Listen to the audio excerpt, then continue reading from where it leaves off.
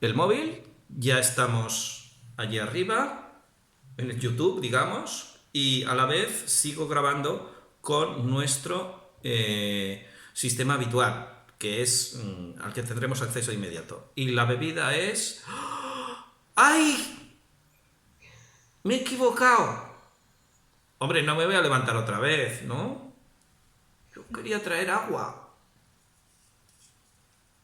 O vino, que es más cervantino, pero...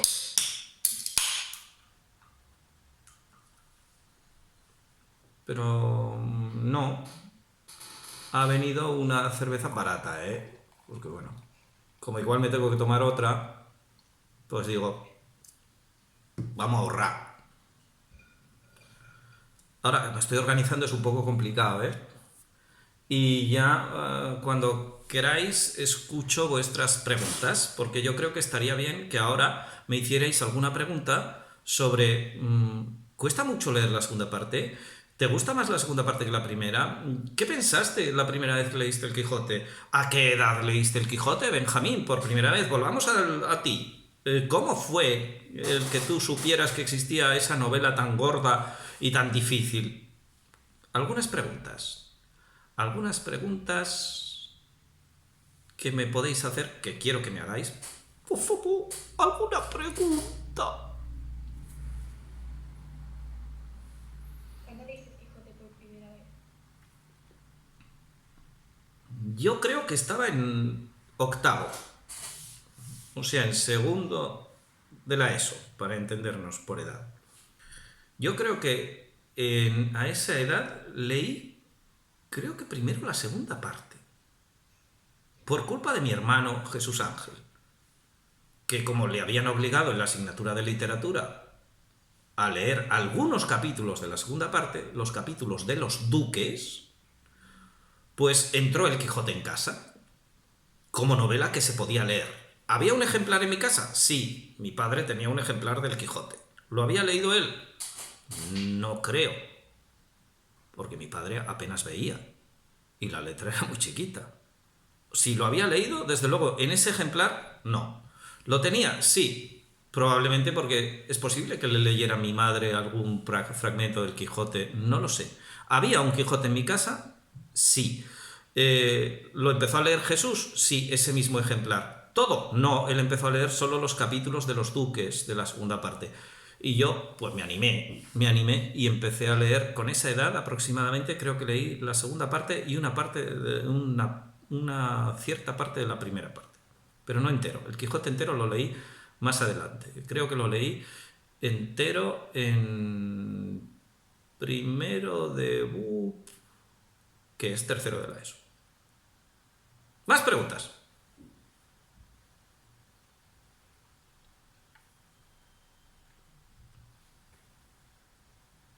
Además de las correcciones esas que hizo Cervantes para ajustarse a, bueno, cuando los errores que cometió y eso, ¿hay muchas diferencias entre la primera y la segunda parte o son parecidos?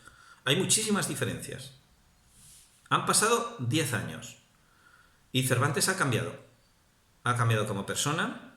En 1605 Cervantes tiene más o menos la edad de su personaje. En 1615 su personaje empieza justo al acabar la primera parte y sin embargo Cervantes ya tiene más edad, 60, frisando los 60. Y Don Quijote está igual, se ha conservado muy bien en sus 10 años, ¿no? Porque la narración sigue muy poquito tiempo después del final de la primera parte. Eso ya es una diferencia muy importante. Más diferencias. En la primera parte, el resto de personajes, cuando entran en contacto con Don Quijote, es la primera vez que saben de él.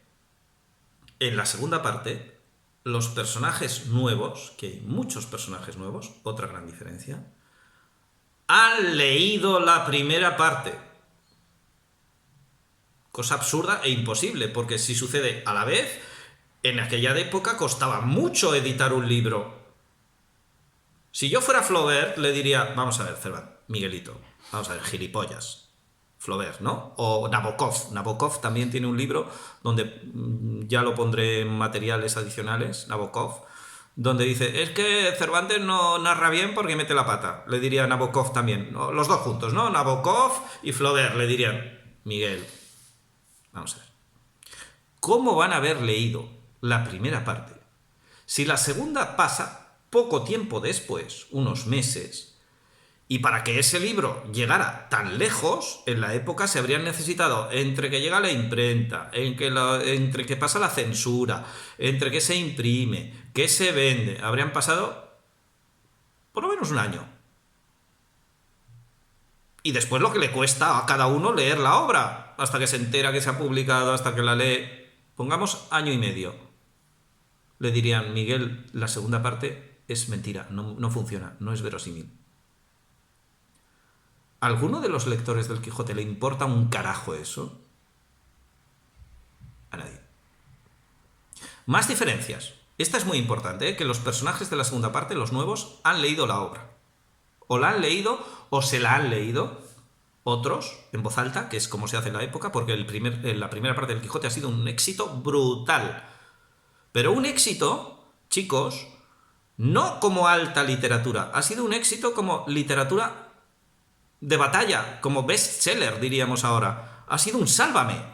Perdón, porque ahora me van a crucificar. Es decir, cuando este vídeo suba a YouTube, estoy seguro de que alguien va a decir, ¿cómo se te ocurre comparar a Cervantes con Belén Esteban? Porque me da la gana. El propio Cervantes lo dice muy contento, dice, pero si este libro lo manosean los mozos, se lee en la corte, lo leen las muchachas, lo leen en voz alta en las ventas, él se gloria de eso, de que es un sálvame, de que es un JJ, de que todo el mundo pasa los ratos perdidos o ganados, ¿no? Según pensemos, leyendo la primera parte. Bueno, leyendo el Quijote, porque que fue la primera parte, solo fue la primera cuando hubo una segunda, hasta entonces era el Quijote y ya está. Otra gran diferencia, pues, que la obra funciona dentro de la segunda parte como algo que los otros personajes conocen y que por tanto los otros personajes guían su conducta en relación a la experiencia que tienen de haber leído la primera parte. Nosotros como lectores también, porque hemos leído la primera, esperamos la segunda, como Harry Potter, ¿no? Y por tanto decimos, ¡qué bien, por fin! Otro libro de Harry Potter, de la tonta esta de la Rowling, ¡qué bien! Cervi nos ha hecho la second part. ¡Guay, guay, guay! Esa expectativa, ¿no? Eso también es una diferencia muy importante.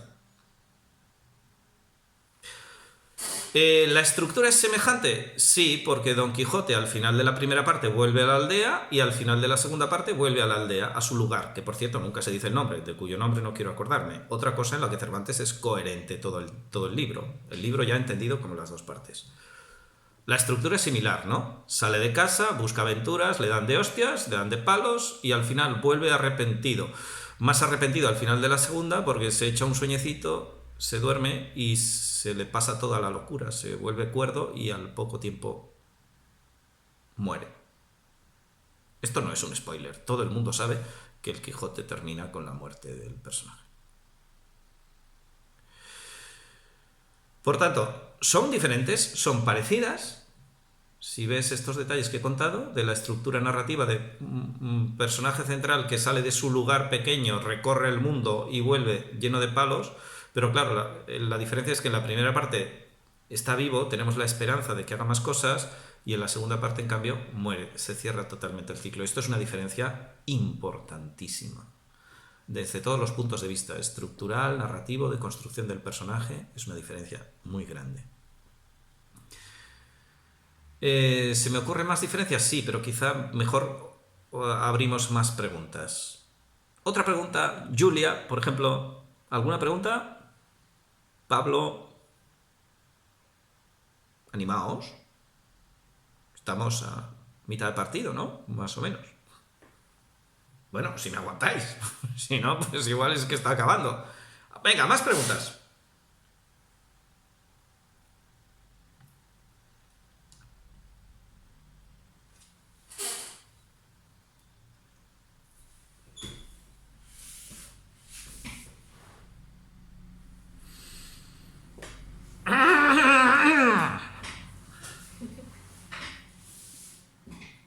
¿No hay más preguntas?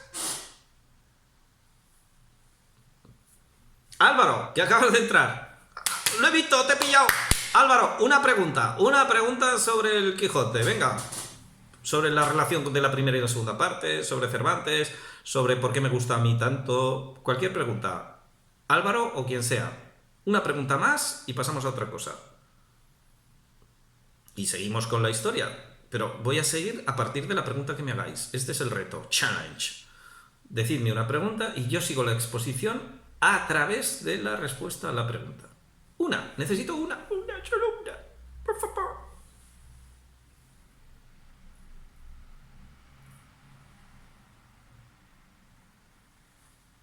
Qué momentazo. Que alguien me salve. Estos minutos duran mucho en televisión. Yo ahora podría decir, vamos a la publicidad. Cerveza Bush, cerveza Matorral, la más potente, 11 grados. Cerveza belga, es mentira, es del Condis. Pero bueno.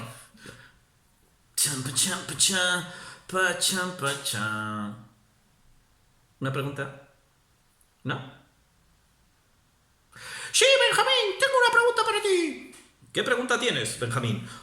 Oye, ¿realmente cuando leíste el Quijote por primera vez, que no lo leíste entero, que ya lo has confesado, te dabas cuenta que eres un imbécil, que empiezas el libro en desorden, que no lo termina, que... ¡Oh! Me alegro que me hagas esa pregunta, porque realmente, ahora que pienso, no es que lo tuviera planteado, no, me encanta que me hagas no, es que yo supiera que me ibas a... Ah, sí, pero yo sospecho que... No. Mira, yo cuando leí el Quijote no me daba cuenta, yo empecé por lo que en mi casa estaba de moda el capítulo de los duques, me acuerdo que una noche me leyó un trozo mi hermano, yo estaba en la cama, y claro, mi hermano que hacía segundo de BUP entonces me lleva... 4 años, pues yo, pues eso, ¿no? Pues eso, séptimo, debía estar, en séptimo, octavo, bueno. Y me acuerdo que... y entonces, claro, mi hermano empezó en desorden. No me empezó a decir, en un lugar de la Mancha... La culpa es de mi hermano. Yo empecé mal porque... Culpa de mi hermano. Es como cuando llegas a ver una película que está puesta en la tele... Y te dice, no quiero verla, no quiero oír nada, quiero verla desde el principio, no. Y te dice, no, venga, siéntate, coño, ya te lo explico yo. Pues eso pasó conmigo. ¿Me siento mal por eso? No. Porque yo ya después reconstruí toda la unidad. Y os invito a eso. Leed el Quijote, no por orden. Leedlo como os dé la gana. Empezad por la aventura de los molinos, empezad por el principio, saltad al final. Es igual. Todos tenemos en la cabeza el esqueleto de la historia, la secuencia narrativa. Loco que sale de su lugar, corre aventuras, le dan de hostias y vuelve derrotado y muere. En esa secuencia, empiece yo por donde empiece, mi cabeza inmediatamente va a ordenar dónde estoy. No necesito seguir el orden para que todo tenga sentido, porque las aventuras de Don Quijote son como los capítulos de una serie, forman parte de una secuencia larga, pero también tienen independencia narrativa. Por tanto, podéis empezar por donde os dé la gana. No es necesario leerlo en orden. Os podéis saltar los versos y no volver a leerlos nunca. Y no por eso digáis, bueno, yo me he leído el Quijote menos los versos. No seáis imbéciles, acomplejaos. No, si te has leído el Quijote menos los versos, te has leído el Quijote. Si os saltáis una novelita ejemplar, que hay una dentro del Quijote del propio Cervantes, que se llama La novela del curioso impertinente, en la primera parte. Si os saltáis esa novelita, que es leída dentro del Quijote, es muy interesante, ¿no? Un personaje lee la novela para pasar el rato mientras Don Quijote está dormido. Y dicen, anda, abren una carpeta con papeles viejos y dicen, anda, una novela de un amigo mío. ¿Cómo ha podido llegar hasta aquí? Miguel de Cervantes. Esto nos da la idea de quién es Cervantes, cómo juega con los planos.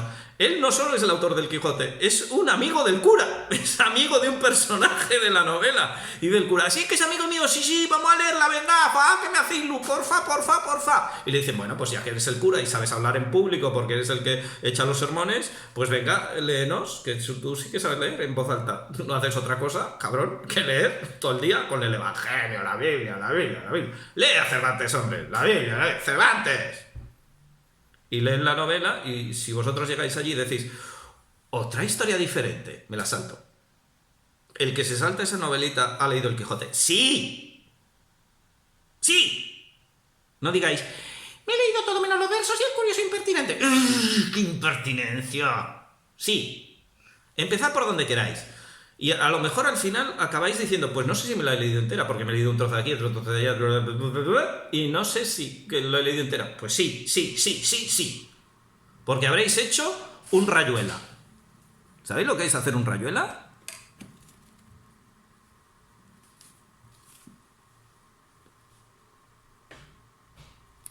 Julio Cortázar. Rayuela.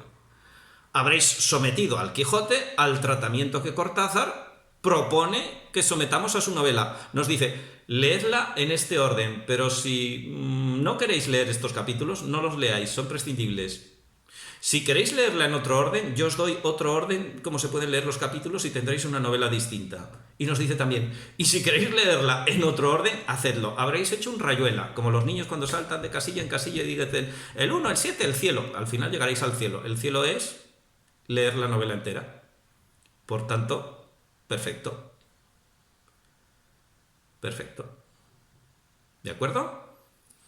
Con que leedla como os dé la gana. No seáis estrechos con el Quijote. Podéis hacer un rayuela, podéis ir en desorden. No es necesario ir de la página primera a la última. No es necesario, como todo el mundo tenemos esa estructura en la cabeza, hacerlo como os dé la gana. Y ahora que ya llevamos pues un ratito, pues resulta que he perdido la conexión.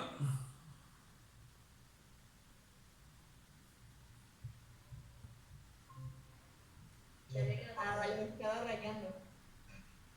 ¡Seguid hablando! ¡Por fin habláis sin mí! Cuando me voy habláis.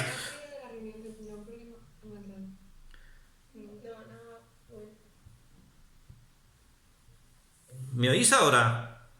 Sí. Yo no sé qué especie de sabotaje he sufrido, que me han apagado el micrófono, he salido de la reunión. Menos mal que lo estoy grabando con el móvil, yo soy muy listo, tengo la primera y la segunda parte de Quijote aquí dentro, yo estoy loco, soy Cervantes, no sé quién soy, y tengo cerveza. C'est la même chose, la boucherie, la locure, et la boucherie, y tout ça. ¿Por dónde iba yo? Iba yo porque os iba a explicar, bueno, pues cómo empieza la segunda parte. Hemos visto la primera, vamos a ver cómo empieza la segunda. Nos metemos, cotilleamos la segunda parte. Yo creo que Miguel nos va a dejar, porque Miguel es un cachondo. No le importa lo que hagamos con su libro. Siempre que lo leamos, él se sentirá bien. Él va a decir, venga, coño, empieza ya, déjate de Benjamín. Yo, Cervantes. Digo, vale, perdona, Miguel, voy. Segunda parte. ¿Cómo empieza la segunda parte? Pues dice la segunda parte. Segunda parte del ingenioso caballero Don Quijote de la Mancha. Por Miguel de Cervantes Saavedra, autor de su primera parte. Capítulo primero. De lo que el cura y el barbero pasaron con Don Quijote acerca de su enfermedad. Cuenta Cide Hamete Benengeli en la segunda parte de esta historia y tercera salida de Don Quijote que el cura y el barbero se estuvieron casi un mes sin verle, por no renovarle y traerle a la memoria las cosas pasadas. Pero no por esto dejaron de visitar a su sobrina y a su ama. ¿Qué haría el barbero con la sobrina, que tenía 20 añitos? El barbero ahí. O el cura, con el ama, que tenía 40. ¿Iban realmente a ver qué pasaba con Don Quijote? No sé. Encargándolas tuviesen cuenta con regalarle, con tratarle bien, dándole a comer cosas confortativas y apropiadas para el corazón y el cerebro. de donde procedía, según buen discurso, toda su mala aventura. Las cuales dijeron que así lo hacían y lo harían, con la voluntad y cuidado posible, porque echaban de ver que su señor por momentos iba dando muestras de estar en su entero juicio, de lo cual recibieron los dos, el cura y el barbero, gran contento, por parecerles que habían acertado en haberle traído encantado en el carro de los bueyes, como se contó en la primera parte de esta tan grande como puntual historia, en su último capítulo. Y así determinaron de visitarle y hacer experiencia de su mejoría. A ver si es verdad que se encuentra mejor del coco, porque yo no... Aunque tenían casi por imposible que la tuviese, y acordaron de no tocarle en ningún punto de la andante caballería, por no ponerse a peligro de descoser los de la herida que tan tiernos estaban. Visitáronle, en fin, y halláronle sentado en la cama, vestida una almilla de bayeta verde, con un bonete colorado toledano, y estaba tan seco y amojamado que no parecía sino hecho de carne momia. Fueron de él muy bien recibidos, preguntáronle por su salud, y él dio cuenta de sí y de ella con mucho juicio y con muy elegantes palabras. Y en el discurso de su plática vinieron a tratar en esto que llaman razón de Estado y modos de gobierno, enmendando este abuso, condenando aquel, reformando una costumbre y desterrando otra, haciéndose cada uno de los tres un nuevo legislador, un licurgo, moderno o un solón, flamante. Y de tal manera renovaron la república que no pareció sino que la habían puesto en una fragua y sacado otra de la que pusieron. Y habló Don Quijote con tanta discreción en todas las materias que tocaron, que los dos examinadores creyeron indubitadamente que estaba del todo bueno y en su entero juicio.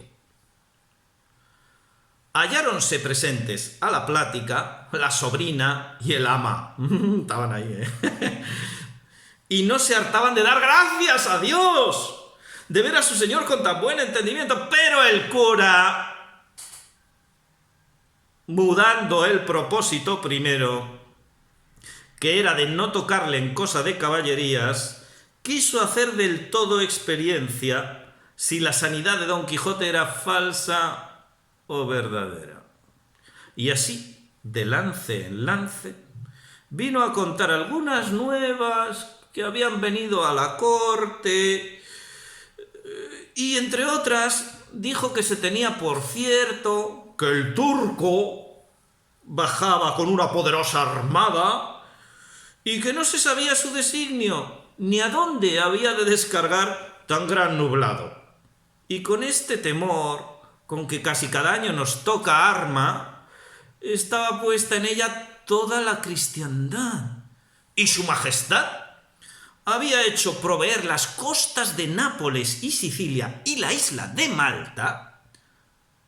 A esto respondió Don Quijote: su majestad ha hecho como prudentísimo guerrero en proveer sus estados con tiempo, porque no le haya desapercibido el enemigo.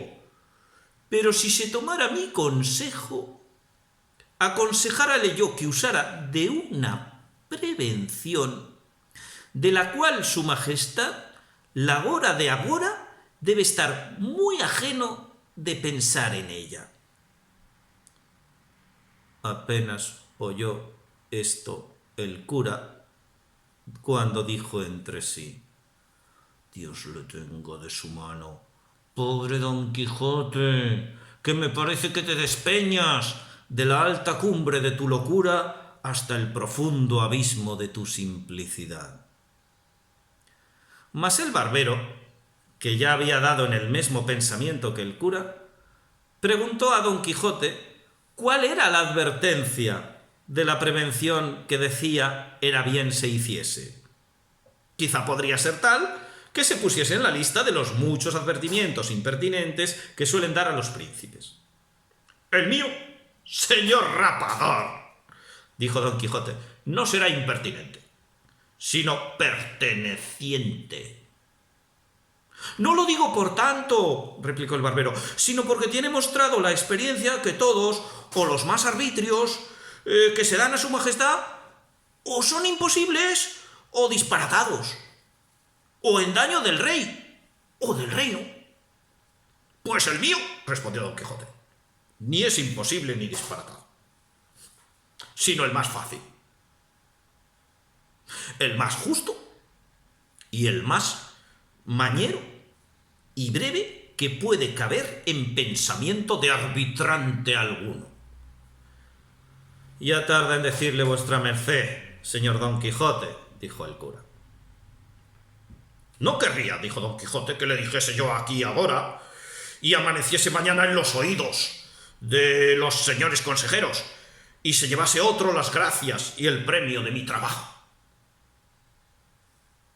«Por mí», dijo el barbero, «doy la palabra, para aquí y para delante de Dios, de no decir lo que vuestra merced dijere a rey ni a roque, ni a hombre terrenal, juramento que aprendí del romance del cura, que en el prefacio avisó al rey del ladrón que le había robado las 100 doblas y la su mula landariega».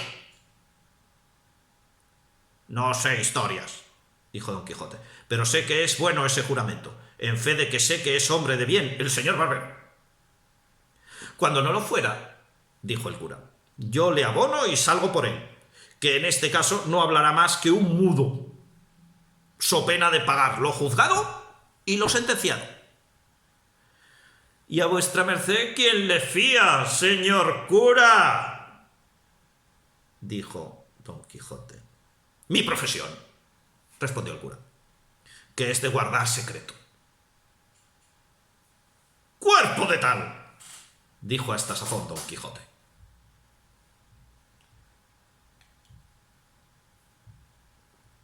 «Hay más, sino mandar su majestad por público pregón que se junten en la corte para un día señalado todos los caballeros andantes que vagan por España, que aunque no viniesen sino media docena, tal podría venir entre ellos que sólo bastase a destruir toda la potestad del turco. Esténme vuestras mercedes atentos y vayan conmigo. Por ventura es cosa nueva deshacer un solo caballero andante un ejército de 200.000 hombres, como si todos juntos tuvieran una sola garganta o fueran hechos de alfeñique. Si no, díganme cuántas historias están llenas de estas maravillas. Había, enhoramala para mí, que no quiero decir para otro, de vivir hoy el famoso don Belianís, o alguno de los del innumerable linaje de Amadís de Gaula, que si alguno de estos hoy viviera y con el turco se afrontara, a fe que no le arrendara la ganancia, pero Dios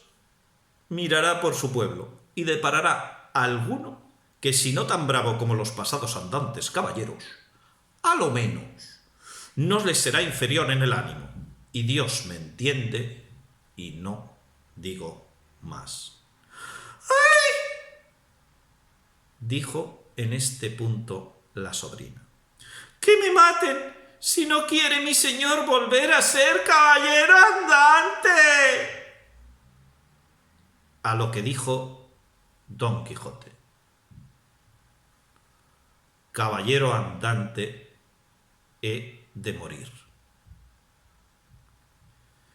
y baje o suba el turco cuando él quisiere y cuan poderosamente pudiere, que otra vez digo que Dios me entiende».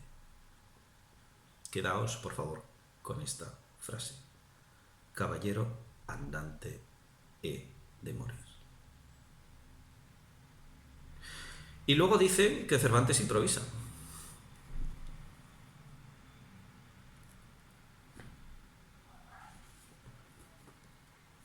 Caballero andante he de morir. Y vosotros diréis: no muere el caballero andante.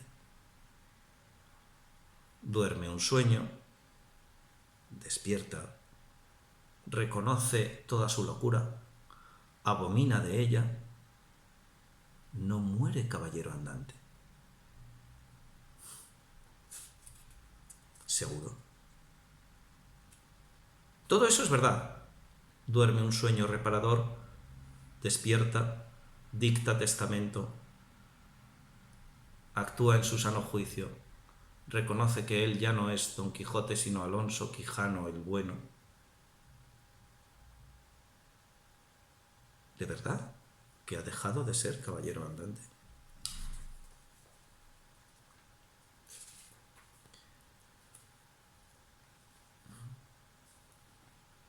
Vamos a escuchar las últimas palabras de Don Quijote. Las últimas. No el testamento. Las últimas palabras, que forman parte del testamento.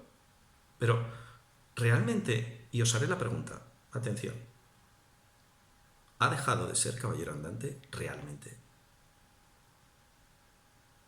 ¿Tenéis la pregunta en la cabeza? Escuchemos a Don Quijote. Señores, dijo Don Quijote, vámonos poco a poco, pues ya en los nidos de antaño no hay pájaros hogaño. Yo fui loco, ya soy cuerdo. Fui Don Quijote de la Mancha, y soy agora, como he dicho, Alonso Quijano el Bueno. Pueda con vuestras mercedes mi arrepentimiento y mi verdad volverme a la estimación que de mí se tenía, y prosiga adelante el señor escribano. Y sigue dictando el testamento. Ítem, mando que toda mi hacienda a puerta cerrada a Antonia Quijana, mi sobrina, que está presente, habiendo sacado primero de lo más bien parado de ella lo que fuere menester para cumplir las mandas que dejo hechas. Y la primera satisfacción que se haga, quiero que sea pagar el salario que debo del tiempo que mi ama me ha servido, y más 20 ducados para un vestido. Dejo por mis albaceas al señor cura y al señor bachiller Sansón Carrasco, que están presentes. Ítem, es mi voluntad que si Antonia Quijana, mi sobrina, quisiere casarse, se case con hombre de quien primero se haya hecho información que no sabe qué cosas sean libros de caballerías. Y en caso que se averiguare que lo sabe, y con todo eso mi sobrina quisiere casarse con él y se casare, pierda todo lo que le he mandado, lo cual puedan mis albaceas distribuir en obras pías a su voluntad.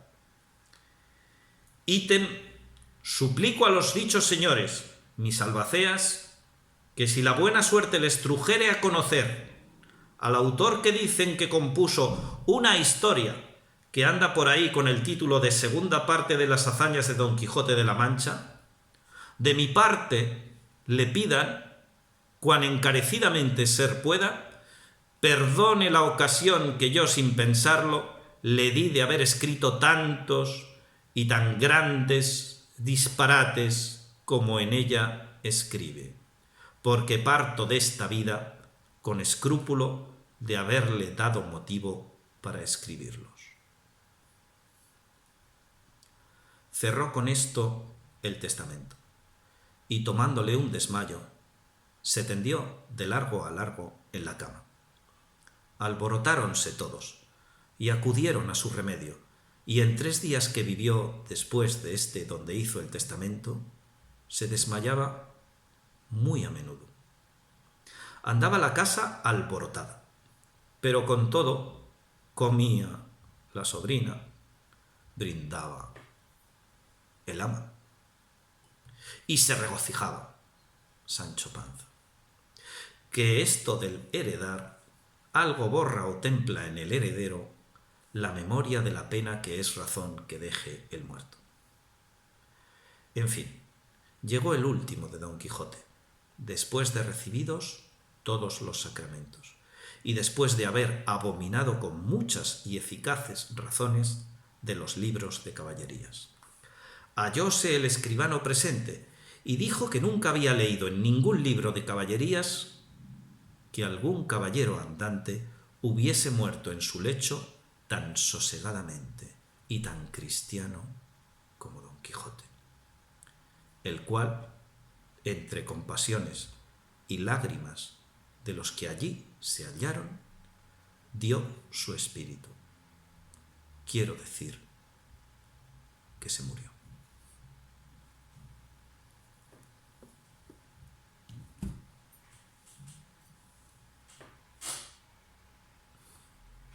Un brindis por Alonso Quijano el Bueno. ¿Por qué afirmo yo que murió caballero andante? ¿Quién se atreve a contestar?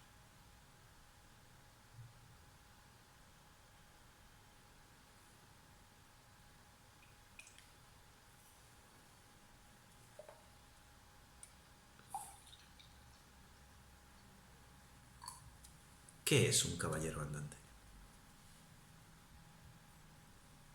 ¿Qué pretende un caballero andante? ¿Cuál es la palabra fundamental que guía la actuación del caballero? Servir a la gente. ¿Perdón? Servir a los otros, servir a las personas. ¿Qué ha hecho Don Quijote al morir? Cumplir su servicio a la gente que leyó su historia. A todo el mundo, a su familia, a los lectores, al autor de la falsa continuación del Quijote. A todos intenta, de una u otra manera, hacerles el bien, ser justo con todos. La palabra clave para entender un caballero andante es justicia. Y Don Quijote intenta restaurar la justicia. Y Don Quijote es el más justo y el más cristiano caballero que jamás ha muerto. Y fijaos la broma que le gasta Cervantes. Él muere, el personaje, y dice: ya no soy Don Quijote, soy Alonso Quijano. Pero, Óscar, ¿cómo le llama el narrador?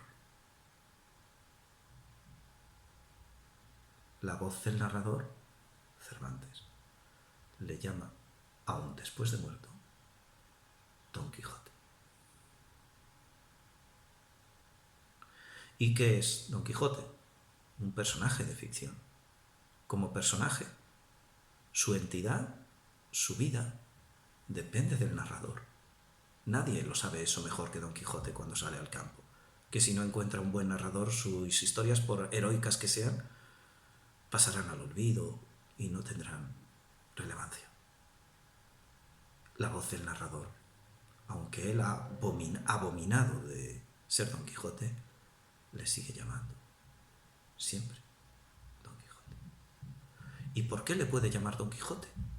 Porque el norte y guía de nuestro personaje sigue siendo la justicia. Y por tanto, podemos afirmar que Don Quijote muere caballero andante, aunque ya no pueda andar, al borde de la muerte. Ya no puede subir al caballo. Un caballero lo es, porque tiene un caballo. Este era el sistema medieval de marcar la jerarquía y la nobleza. El que se podía permitir guerrear con un caballo propio, no prestado por el rey, el que tenía su propio caballo, era un caballero. Y aquel que le ayudaba a cuidar de su cabalgadura, de su caballo, era el escudero. Don Quijote no es muy rico. Tiene una cierta hacienda y un caballito, un rocín, todo pelo y huesos, o piel y huesos, perdón. Rocinante. ¿Es caballero? Podría serlo. Él, por su voluntad, se convierte en caballero. ¿Deja de serlo? Nunca. ¿Alguien de los habitantes de este planeta que conocen un poco la figura de Don Quijote le llama Alonso Quijano? Después de morir, Don Quijote sigue siendo Don Quijote. Hoy y por muchos años o siglos.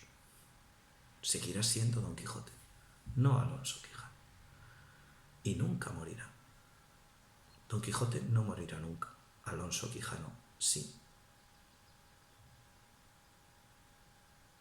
Murió. Como persona de ficción. Como personaje, Don Quijote es absolutamente inmortal. Esa es la diferencia entre una buena obra de literatura, que hay muchas, y esta. Que no puede escribirse nada ni parecido.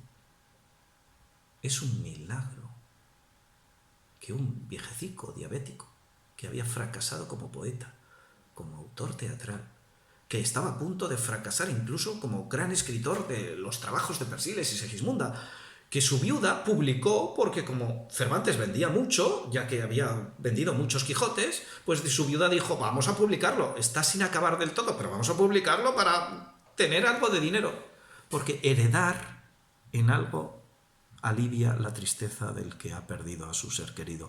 Y la mujer de Cervantes, pues, se comporta exactamente igual que la ama y la sobrina.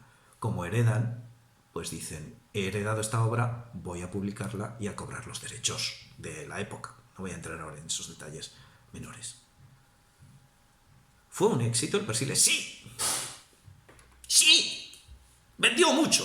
Vendió más que el Quijote. Durante algunos años, el Persiles estaba superando al Quijote en ventas, en prestigio, porque aquí Cervantes se porta como un autor académico. Aquí Cervantes utiliza como esquema de narración una forma que gozaba de prestigio entre la literatura alta.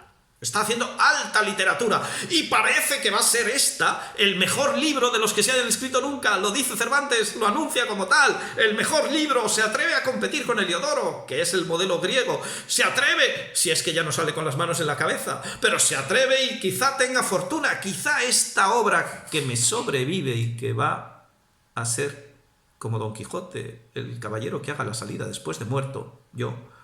Quizás sí, he escrito el mejor libro de entretenimiento. El mejor de entretenimiento. El mejor libro no, el mejor es la Biblia. Pero el mejor de entretenimiento sí. Esta sería la valoración de Cervantes, caballero cristiano. Sube al caballo otra vez, Cervantes, aun después de muerto, como el Cid, a combatir en la justa literaria. ¿Será el mejor libro?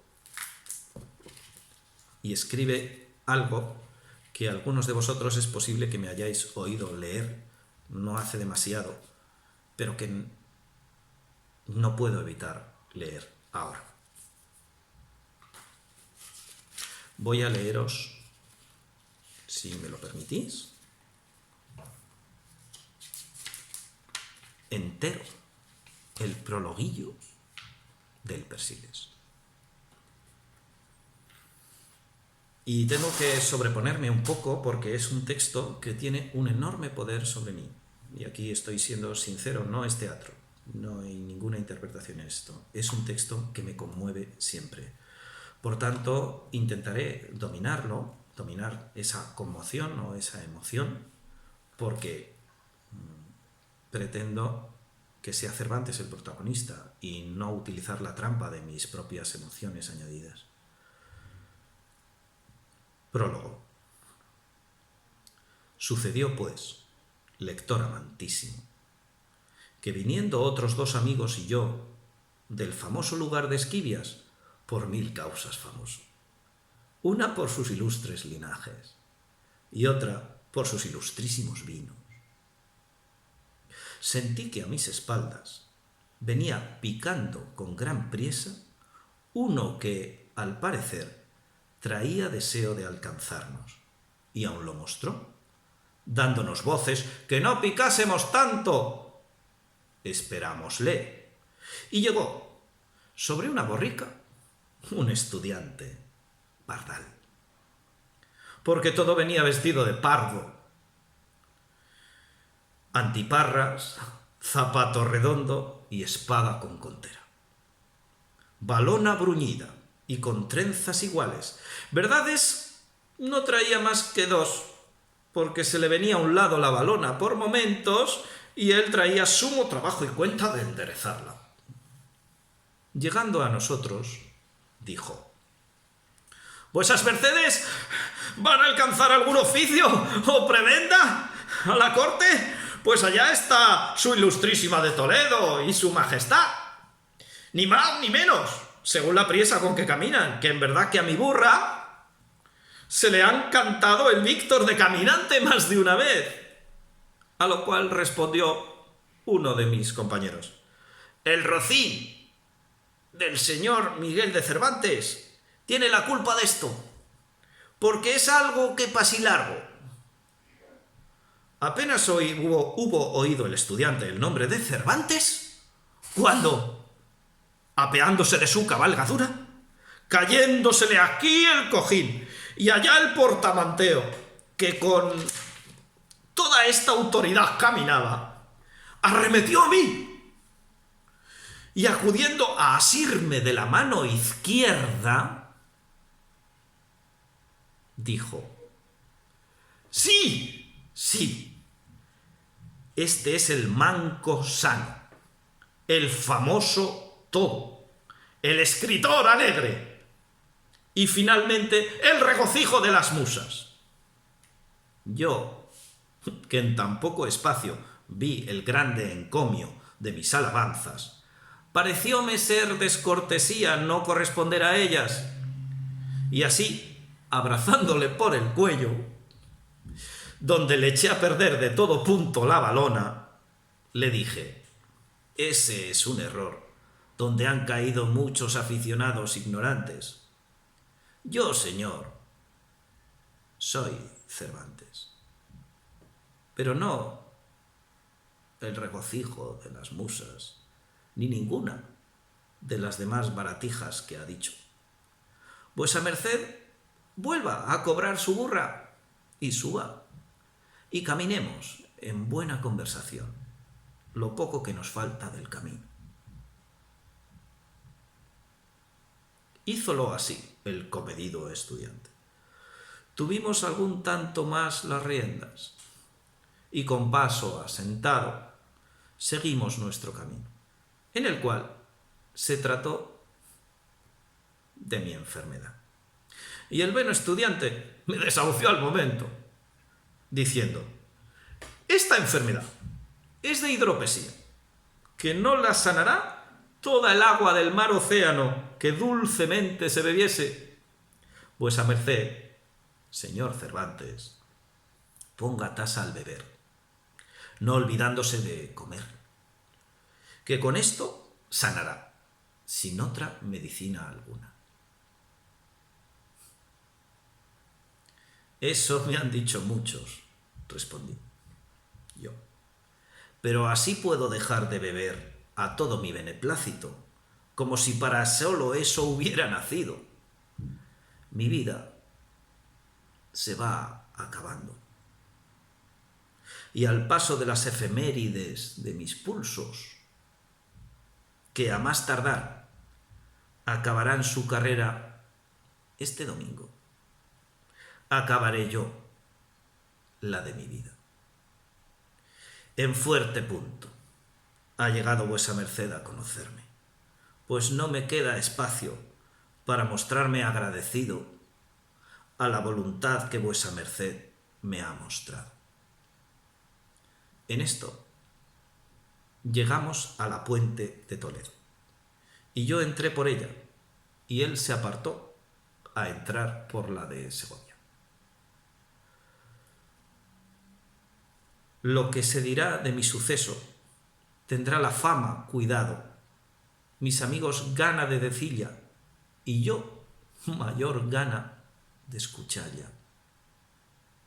Tornéle a abrazar, volvióseme a ofrecer, picó a su burra y dejóme tan mal dispuesto como él iba caballero en su burra, a quien había dado gran ocasión a mi pluma para escribir donaires. Pero no son todos los tiempos unos.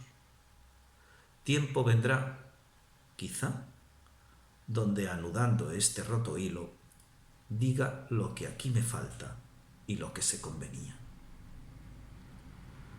Adiós, gracias. Adiós, donaires. Adiós, regocijados amigos.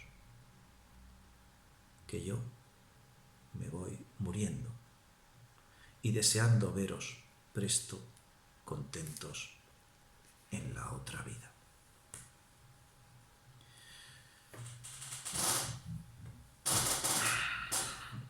Es un texto impresionante. Escrito es Cervantes. El sentido del humor, la contención, la ironía. Sacar de una anécdota cualquiera de la menor importancia un texto de una enorme profundidad humana, emocional. Cada vez que lo leo, descubro nuevos matices.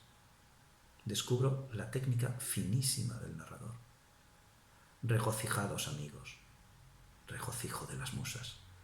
Él me ha llamado el regocijo de las musas, yo lo he dicho que no lo era, pero ahora que me despido de vosotros amigos, vosotros quedáis regocijados porque es verdad que soy el regocijo de las musas.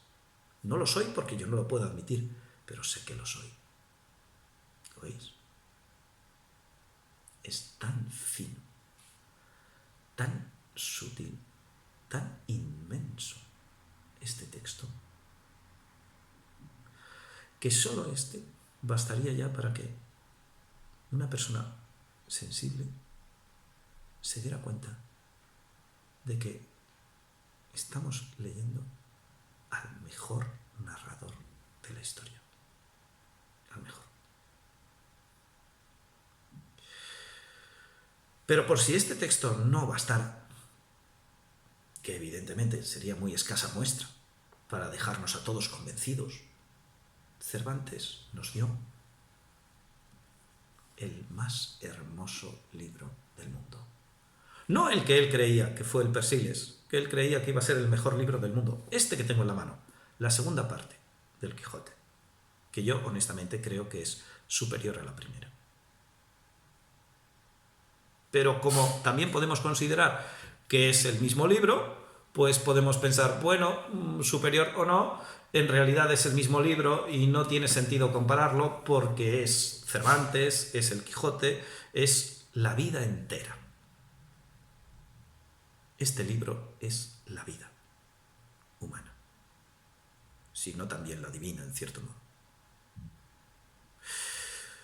Por tanto, ¿tiene sentido comparar? Sí, yo lo he hecho a lo largo de esta exposición, no me voy a esconder. Yo he dicho que este es el mejor libro. Y por tanto, comparar tiene un sentido. ¿Tiene un sentido absoluto comparar? No, yo he dicho que Flaubert es más técnico narrando. Yo he dicho que Nabokov es un gran narrador. Bueno, no lo he dicho, pero se ha entendido porque ellos se sienten autorizados para criticar al mejor, porque se sienten mejores en algo y probablemente tienen razón. Pero yo creo que son mejores no por mejores, sino por más modernos, porque han pasado cosas en medio que han hecho que lo que un lector espera y juzga de un narrador sean otras cosas. Y por tanto Nabokov y Flaubert, para un profesional de la narración y para un lector profesionalizado, van a ser mejores narradores en muchas cosas que Cervantes. Pero eso es absurdo, porque cualquiera que lee El Quijote y que lee a Madame Bovary de Flaubert, que es un libro inmenso, magnífico, ¿se da cuenta de la diferencia? Se da cuenta de que Madame Bovary es una versión de Don Quijote.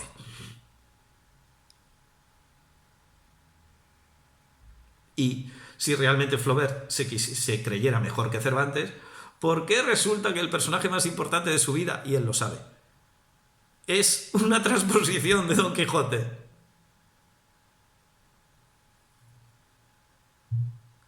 Grandes narradores que han admirado a Cervantes: Charles Dickens, Fyodor Dostoyevsky.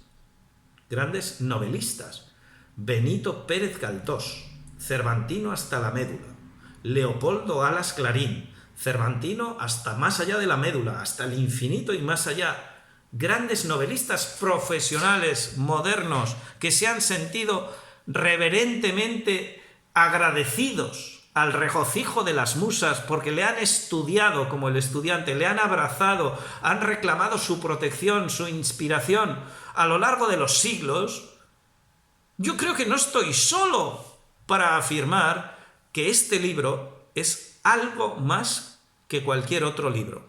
Yo diría mucho más, pero al menos algo, sin duda alguna.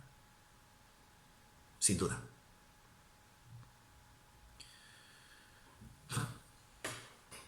Empezábamos nuestro ciclo ya más largo de lo que imaginé en un principio. Más largo porque, si Dios quiere, podremos acabar con una sesión más programada para mayo sobre Homero. Acabar en el principio de todo me parece una broma muy interesante. Empezábamos con Oscar Wilde, con dos personas en un bar de cualquier manera en la colina. Oscar Wilde. Es grande. Seguíamos con el Dante. Nos atrevimos no solo a entrar en el infierno, sino a salir indemnes de la excursión. Incluso nos atrevimos a seguir al gran Dante hacia arriba, en su viaje ascensional, purgatorio arriba, hasta llegar a ver la luz del cielo. En el rostro de Beatriz e incluso en la presencia divina más deslumbrante. Claudia nos dijo, bueno, pues si Virgilio le acompaña al infierno, sigamos nosotros a Virgilio a ver si este viaje que estamos haciendo tiene un sentido, y aceptamos el reto. Llegó la peste de Atenas, como aquella que en el 429 a.C. asoló la vida de la ciudad que se tenía por triunfadora en la terrible guerra contra Esparta. Aquella peste que lo cambió todo. Y nos vimos obligados a volcar nuestras necesidades literarias en un espacio nuevo, distinto. Fuimos capaces de encontrarnos en torno a Thomas Mann, una figura muy intelectual, alemán, señero y magnífico de la literatura del siglo XX.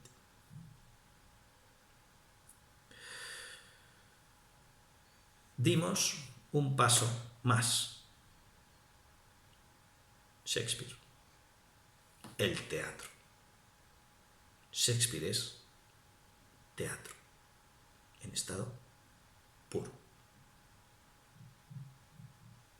El teatro.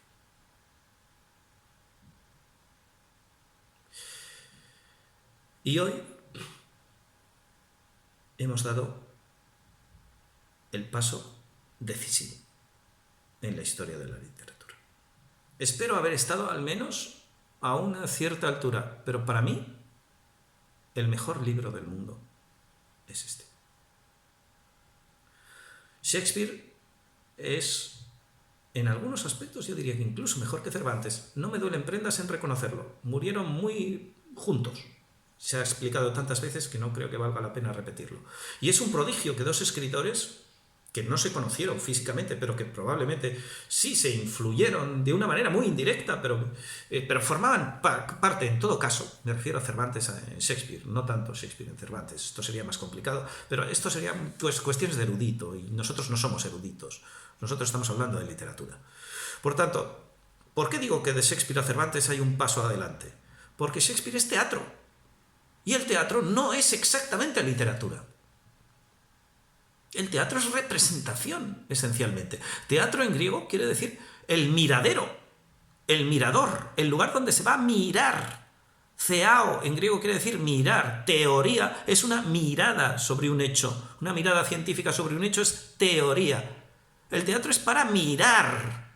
Y en la novela sí miramos la letra, pero lo esencial no es lo que miramos, lo esencial es la palabra que nos trabaja por dentro.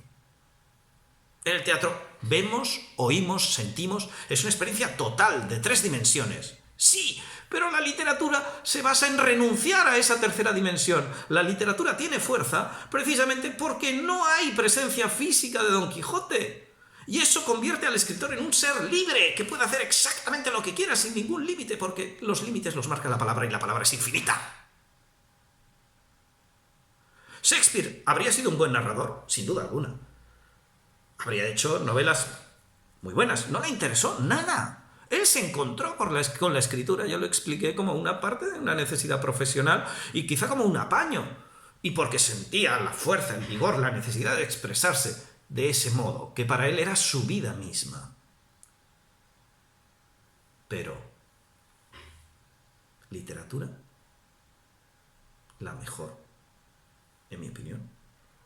Y es muy duro decir esto cuando he hablado de Dante, de Oscar Wilde, de Thomas Mann, de grandes, de Virgilio. Para mí es duro afirmarlo. El mejor libro es este. No sé si habré estado a la altura. No soy absolutamente consciente de si después de estas 2 horas de exposición, que más o menos es el límite natural de nuestras exposiciones, os habré conseguido convencer de que no hay nada comparable a la lectura del Quijote. Por supuesto que me quedan muchísimas cosas pendientes, pero como no puedo agotar todos los temas, yo creo que sí nos ha servido como panorámica de quién fue Cervantes como escritor, qué géneros cultivó, dónde intentó ser el mejor, dónde lo fue, contra su voluntad o su esperanza. Y yo solo os quiero pedir que si hay una prórroga, si tiene sentido que alarguemos un poco más esta sesión, sea, ahora sí, a través de vuestras preguntas. Si me preguntáis cosas sobre Dulcinea, sobre Sancho, sobre Rocinante, sobre cualquier aspecto del Quijote que os parezca interesante, sobre la narración, sobre Civiamente Benengeli, sobre tantas cosas, yo intentaré responder en la medida de mis posibilidades. Si no me preguntáis nada, pues de aquí a poco tiempo daremos por concluida esta sesión. Precisamente se ha vuelto a ir la sesión, pero he podido reingresar. Hola, otra vez, soy el pesado de antes. El sistema me dice...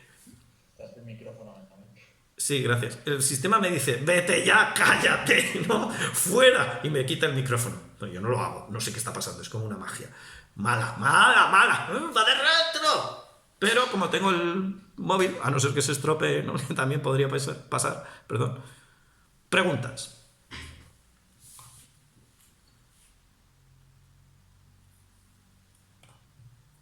Incluso personales también. Preguntas, 2 o 3, no habrá tiempo para más. Si no hay ninguna, pues callaremos. Y el resto será silencio, ¿no? Como acabábamos la vez pasada. ¿Alguna pregunta? Sara, Álvaro, Claudia, diré vuestros nombres, porque tal. Sí, bueno, de Cervantes, sí, creo que sí. Sí, y fue por envidia, bueno, por envidia, por mi hermano, ¿no? Por ahí entré. Espero haberos dado mucha envidia a los que no habéis empezado y que entréis por donde queráis, por la puerta, por la ventana. Incluso si queréis empezar por las novelas ejemplares, pues también es una manera de entrar en Cervantes. Pero por favor, todo el mundo sabe que la gran atracción del parque temático es el Quijote. O sea, todo el mundo sabe que hay que ir allí, antes o después. No hay prisa, ¿eh? Ninguna prisa. Otra pregunta.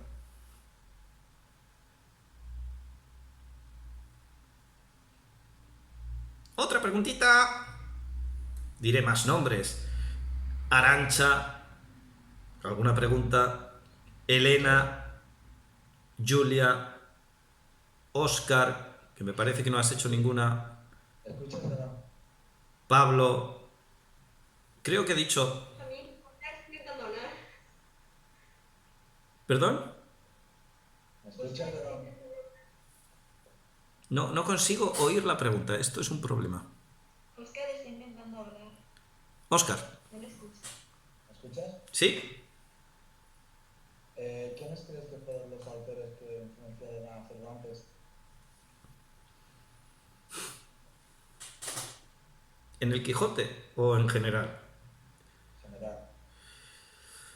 A ver, Cervantes, aunque se lleva muy mal con Lope, le influye mucho. evidentemente. Hablaré de los contemporáneos primero, ¿vale? Para movernos. Como poeta, Garcilaso. Cervantes quiere ser Garcilaso, pero Dios no se lo permite. Él lo expresa así, ¿no? La gracia que no quiso darme el cielo. Él lo expresa así. Yo quizá le he dado una formulación un poquito más irreverente, pero la idea es básicamente la misma. Como poeta, Garcilaso. Entre los italianos, Ariosto, Tasso, que son poetas, pero son poetas narradores, como lo es Dante. Poesía narrativa, perdón. Eso que nosotros no entendemos, pero que lo vimos en el Dante, ¿no? O en Virgilio, poesía narrativa, en la épica en general. Esos le han influido mucho, no tanto como poeta, porque son poetas italianos, y por tanto la lengua siempre es una barrera para que te influyan directamente para ese instrumento tan preciso que es la palabra, pero sí como narradores. Como narradores le influyen muchísimo. Estos que he dicho, Ariosto, Tasso, estoy hablando de contemporáneos, suyos. Garcilaso como poeta es su gran referente. Desde luego que conoce a Fray Luis, pero él no juega el juego de Fray Luis, que conoce a San Juan de la Cruz, pero no juega tampoco nunca. Cervantes no es una persona irreligiosa, pero no es una persona sumamente religiosa. Lope o Calderón o Góngora son mucho más religiosos que Cervantes. Religiosos en el sentido beato de la expresión. Cervantes vive la religión de una manera natural. ¿Es cristiano? Sí. ¿Es católico? Sí. ¿Obedece al Papa y a todos los dogmas? Sí. Pero él es capaz de crear personajes musulmanes que son muy potentes y que han pasado tiempos en Berbería. Él mismo fue cautivo en Argel. Por tanto, ¿quién le influye, aparte de estos que he dicho ya? Pues Lope le influye. Calderón y Quevedo no, porque son de una generación posterior. Los conoce quizá en la juventud, pero ya no le influyen porque no compite con ellos. Ya son cosas que él ya ha hecho su mundo cuando empiezan estos jóvenes rompedores, ¿no? Y distintos. De entre los españoles, de entre los grandes escritores españoles, pues a Cervantes le influye mucho la Celestina, muchísimo. Ahora hemos dado con una de las claves del Quijote, muchísimo. La Celestina, que es teatro, pero es novela dialogada. En realidad no sabemos muy bien qué es la Celestina, esto no me da tiempo ahora de explicarlo, pero como libro es una de las grandes influencias en Cervantes. ¿Qué más? Bueno, por supuesto la novela de caballerías, Óscar. Las ha leído todas y no todas las condena. Cuando le queman la biblioteca a Don Quijote, el ama, la sobrina, el cura y el barbero le queman la biblioteca, van salvando algunos libros y otros los arrojan al fuego. Entre los que salvan está el Tirant lo Blanc, el Tirante el Blanco, y el Amadís de Gaula y algunas otras novelas de caballerías. Pero en general, como fenómeno literario, lo condena. Escribe el Quijote, él dice que solo para destruir la máquina de los libros de caballerías, pero bueno, esto no es así. Pero él lo dice, y sin embargo el Quijote es un libro de caballerías también, en su estructura, en su presentación. Luego, otra ironía más cervantina. Dice todo eso, pero en realidad es un lector impresionante de novelas de caballerías. O sea, es como esa gente que dice, sálvame, es una mierda, por esto, por esto, por esto, por esto, por esto. Dices, coño, si lo ve todos los días. Pues Cervantes es un poco así. ¿Quién más le ha influido? Muy importante la Celestina. Los libros de caballerías por la libertad. La imagen de la libertad de la narración. Puede hacer lo que quiera. Él después contiene esa libertad, que ya lo he explicado, pero la libertad de los libros es lo que le enseñan los libros de caballerías. Más escritores que influyen en Cervantes. Más escritores. Bueno, por supuesto los clásicos. Pero los clásicos Cervantes los conoce de una manera, no diré que superficial, pero sí indirecta. Él no se maneja, parece ser, yo no lo digo, lo dicen otros especialistas, no se maneja muy bien en el latín. Por tanto, conoce a Horacio, conoce a Virgilio, conoce a Ovidio, pero probablemente los conoce en traducción, no en latín. Y por supuesto, de griego no sabe ni papa. Es decir, que los autores griegos, si le han influido Sófocles o Heliodoro, que Heliodoro le ha influido, claramente le ha influido por la traducción italiana primero y por la traducción española después para crear el Persiles. Y le ha influido mucho Heliodoro, pero como narrador, no en su lengua original, porque es redescubierto en el Renacimiento, se convierte en el gran fenómeno de la nueva imitación, el nuevo reto, imitar a Heliodoro. Lope también hará su novela bizantina, que es como la llaman entonces, o como la llama la crítica después, hará su novela bizantina, El peregrino en su patria, que he leído y es un tostón. Pero claro, el Persiles es mejor. Sin embargo, el Persiles es bastante inferior al Quijote. No vayáis a leer el Persiles pensando que es otro Quijote. No lo es. Yo hice el trabajo, recordáis, de segundo de carrera, y es muy interesante, y para un cervantino, para un cervantista, es muy interesante y muy bueno leer el Persiles, pero no penséis que allí vais a encontrar oro puro, porque no. Ahí Cervantes no acabó la novela del todo, murió antes de poder terminarla, pero también le influyó mucho, pues, como era la pregunta de Óscar, no quisiera desviarme, Heliodoro y la literatura clásica, por tanto, a través de la novela, a través de los poetas clásicos, de los poetas romanos, de los poetas griegos. Homero, claro que lo ha leído, pero lo ha leído en traducción española, italiana tal vez. Cervantes ha leído muchísimo en italiano. Pasa una parte de su vida en Italia y allí lee a los grandes poetas italianos en su lengua original. Eso sí, el italiano lo domina perfectamente, no escribe él en italiano, pero lo domina, lo habla, ha ido de putas en italiano, por favor. En fin, quiero decir que Cervantes, perdón, pero se puede decir, ¿no? Porque uno adivina que Cervantes tuvo esa parte de vida de soldado, porque él fue soldado antes que escritor, o a la vez. Por tanto, el italiano para él es una lengua muy natural. También ha leído en catalán, por supuesto, porque el catalán y el italiano son lenguas muy fáciles de leer para cualquiera que sabe un poco de latín y español. Y Cervantes tuvo una buena educación, aunque se discute mucho hasta qué punto fue una educación de tipo de altamente universitaria o muy académica. No lo fue probablemente. Tuvo una buena educación y leyó a los clásicos, aunque fuera en traducción, aunque fuera con un latín no muy perfecto. Así que toda la literatura clásica le influyó directa o indirectamente, toda. Y los contemporáneos, ya he dicho, ¿no? Ariosto, Tasso, Lope, mucho, aunque lo niegue. Y bueno, creo que he dado una nómina bastante amplia de referentes.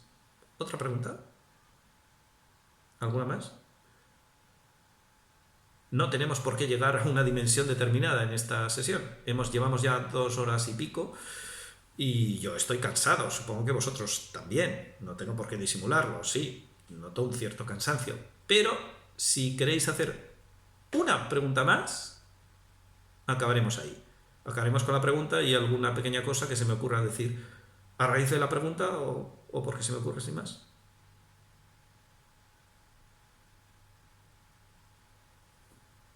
Una. ¿Cuántos dedos tengo aquí? Con una me basta. Si es ninguna, también me basta, ¿eh? No vamos a apurar la cosa hasta... No sé, Álvaro, Anabel, gracias Álvaro.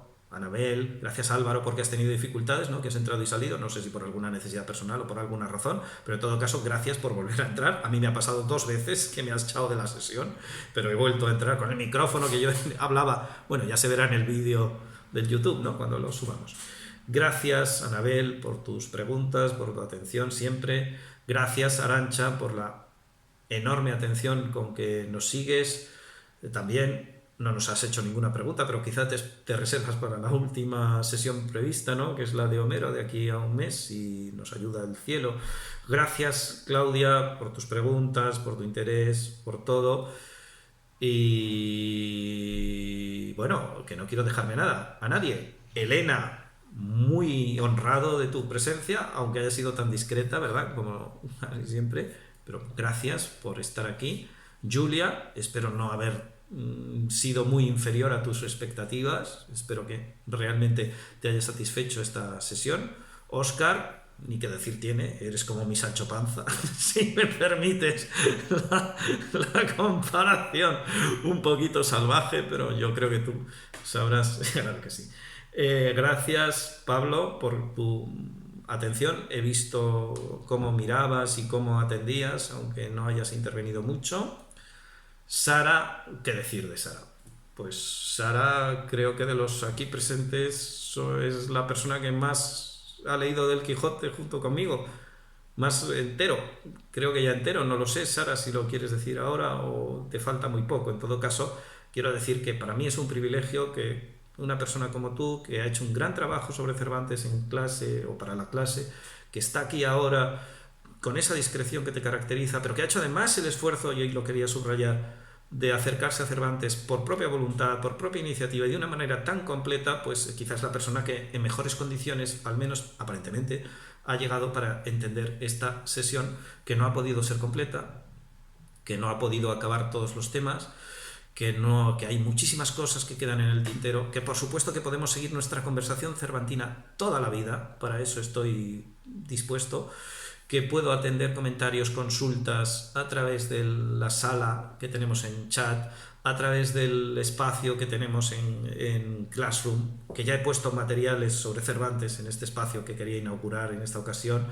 a través de 1000 procedimientos, en cualquier modo, si nos volvemos a ver en el instituto, Cervantes yo creo que será siempre una presencia, si no explícita e implícita, entre nosotros y en general una presencia entre todos los amantes de la vida.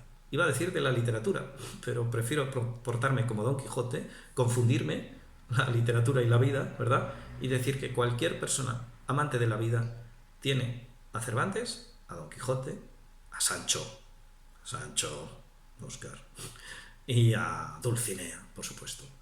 Siempre en la cabeza, en el corazón, en la mente, en el deseo, en los ojos, en todas partes, porque son personajes pues omnipresentes. Bueno, ahora me estoy poniendo teológico, ¿no?, en la exageración, pero espero que se me permita esta pequeña hipérbole para acabar una sesión para mí tan difícil por la responsabilidad que comportaba, pero bueno, tan satisfactoria también, por cuanto creo que ha sido un acierto, no lo sé, ya me juzgaréis y me juzgarán, el haber dado mucho la palabra a Cervantes, más que a mí mismo. Quizá es la sesión en la que más ha hablado el autor, y creo que eso es un gran acierto, con lo cual habla poco de mí, pero bueno.